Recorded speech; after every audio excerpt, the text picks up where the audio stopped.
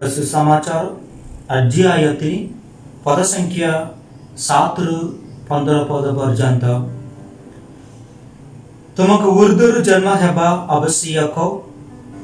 एगिपरि मो कहिथिबा जोगु तुमे विस्मित हुआ नहीं बाई जेउटाकु जाहे सेटाकु प्रवहित होइताए तुमे तार शब्द सुनिबाकु पाउताओ मात्र ताहा केउंटारु बही आसे अथवा केउंटाकु बही जाए ताहा तुमे जानी नहीं अंबोंटारु जात प्रत्येक घंटारे अनुरूप घटिताए निकटम तांक प्रश्न पचारे ताहा की परि संभव जिस तांक कहिले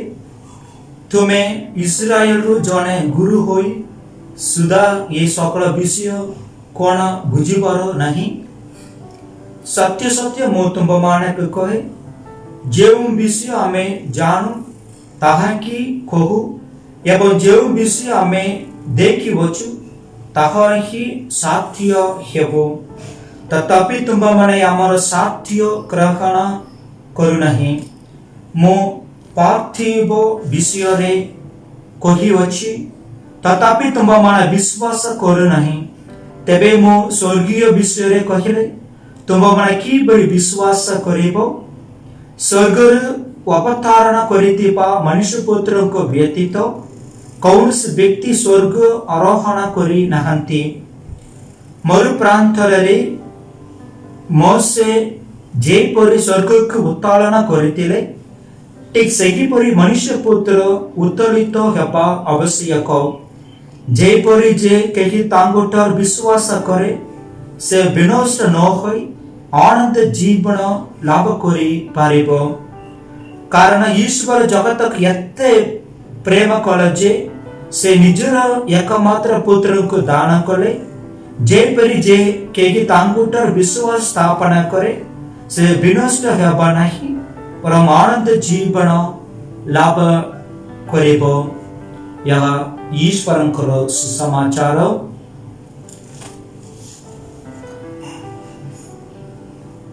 कृष्ण भट्टारू प्रिय भाई और भौणी माने आज सुसमाचार आरंभ मान देखि पाको पाओ जिस प्रभु पुनर्बार जन्म विषय कहउचंदी निकटम जणे गुरु जणे जीवित मानकर नेता जिस निकटक आसिकी कटे प्रश्न पचारचंदी से कहउचंदी मो देखिछि आपण बहुत आश्चर्य काम करुचंदी आपण एही परि गोटे आश्चर्य काम करितिबा कारण तुमे स्वर्गरु आसितिबा जने ईश्वर कहउचंदी तांक उत्तर देउचंदी जिस प्रभु तुमे जोदी पवित्र आत्मा गुठार जन्म हेले पुनर्बार जन्म हेले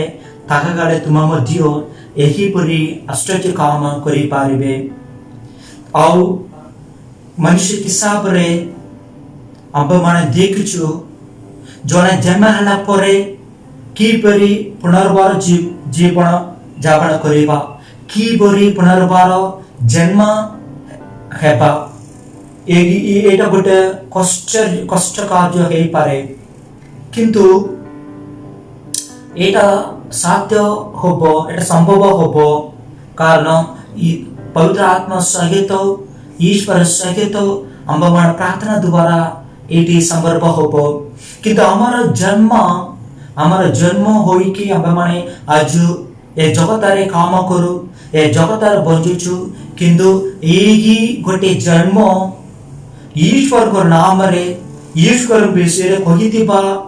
गोटे जन्म हेबाक पड़िबो कारण हमारा जन्म होची ए मनुष्य के हिसाब रे आसितिबा गोटे जन्म मनुष्य के हिसाब रे आसितिबा हमारा जन्म गोटे शिष्य अछि गोटे आरंभ अछि एही गोटे जन्म अंब मानकर पिता माता गोटर आसितिबा गोटे जन्म किंतु ये पुनर्बार जन्म ईश्वर सहित सेटा स्वर्गरु आसितिबा गोटे जन्म यही बरी गोटे जन्म पाउचंदी हमर शिष्य माने जिस बाबा को रोगी की सब किछ सिखला परे से माने पवित्र आत्मा सहित ग्रहण करी शक्ति पाई ईश्वर विषय चारिटी चाहे प्रचार करुछन्ति। सेहीपरि ईश्वर विषय कहिथिबा से शक्ति पाउछन्ति कारण से माने पुनरुद्धार जीवन पुनर्बार जन्म हेकी से माने ईश्वर सहित मिलिमिशि रखुछन्ति। सेहीपरि गोटे जीवन आम्भमाने पाइबाक अछि। ईश्वर सहित आम्भमान रहिले तागले से शक्ति ग्रहण करी अन्य मानक देवा और अन्य मानक से भोल कार्य करितिबा शक्ति आमे माने पाइबा तागले जेपरि ईश्वर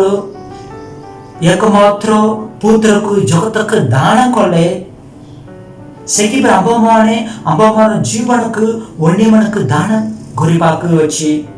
से जीसस प्रभु कहउछन्ति केही जन मुठार विश्वास स्थापना करे से विनष्ट न होई से अनंत जीवन लाभ करि पारिबो। कृष्ण मुठार प्रिय भाई भौणी माने से अनंत जीवन लाभ करिबार अछि आम्भमानकर जीवन। से अनंत जीवन आज आम्भमाने पाइबाक अछि ताकाले ईश्वर ठारु मिलिमिशि रही प्रार्थना द्वारा ईश्वर को ऊपर निर्भर रही आम्भमानकर कार्य सबुदिन करिबाक अछि। ईश्वर सहित आम्भमाने जेतेबेले प्रार्थना करिबा सेतेबेले ए पवित्र आत्मा को शक्ति आमे पाई आसुछि। से शक्ति द्वारा ईश्वर को विषय रे आम्भमाने चारिटी चाहे कि ईश्वर विषय रे आम्भे प्रचार करिबा। सेही परि भाबरे आज आम्भमाने समस्ते से ईश्वर को ग्रहण पाइबा निमंते आज आम्भमाने समस्ते प्रार्थना करिबा। जीसु प्रभु आम्भमानक आशीर्वाद करंतु। आमेन।